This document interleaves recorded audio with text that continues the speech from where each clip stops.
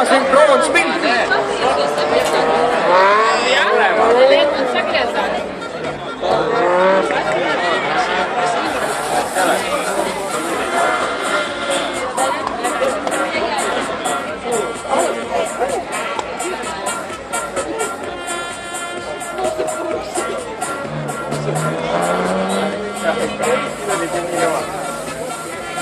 Sellist eksimust ei oleks küll osanud oodata Läti eelmise aasta meistrid, kui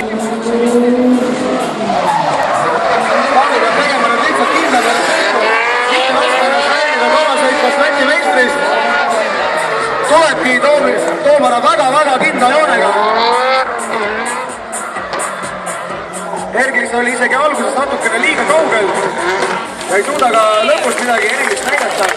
Sõitis me ka teisest 4 meetrist rattaga üle klipiga hoidma